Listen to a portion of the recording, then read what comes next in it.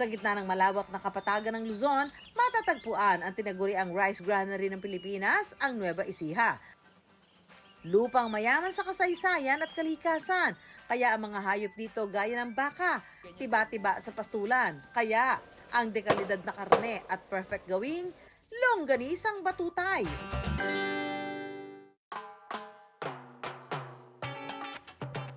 Malambot, malasa, at may kakaibang tamis na tila naglalaro sa dila. Naglalaway na ba kayo? Say less mga ka-wonder!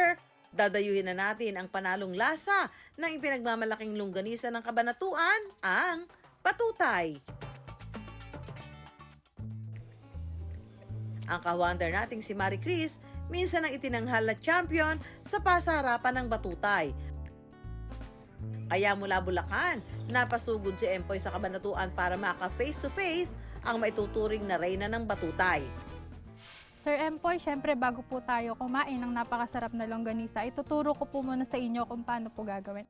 Tama nga naman Empoy, bago matikman ang sarap, kailangan munang dumaan sa hirap. Ito po yung karne ng baka na giniling po natin kanina. Ito na po yung gagamitin natin, yung giling na po.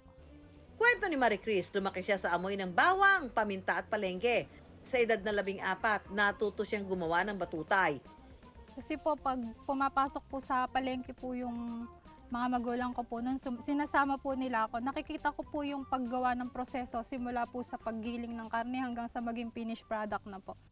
Sa paggawa ng batutay, ihahalo lang ang mga pampalasang asin, paminta at bawang sa giniling na baka. Sunod na ilalagay ang special ingredient ng batutay, ang asukal.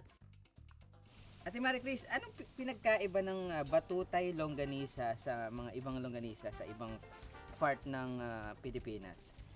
Yung longganisa po kasi natin ng Kabanatuan po, usually po kasi garlicky, sweet po.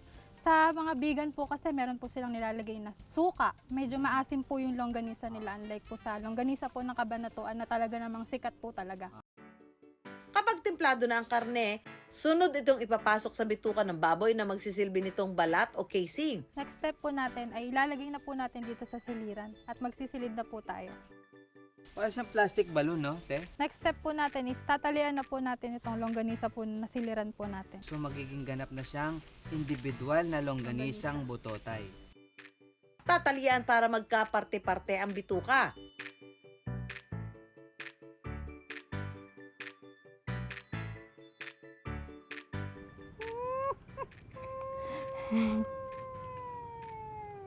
Wow. At pwede nang iluto. Pakukuluan lang sa kaunting tubig hanggang matuyo at lumabas ang sariling mantika ng longganisa. Mahinang apoy lang para di masunog dahil may sangkap itong asukal. Sa wakas Empoy, pwede mo nang hatulan ng batutay.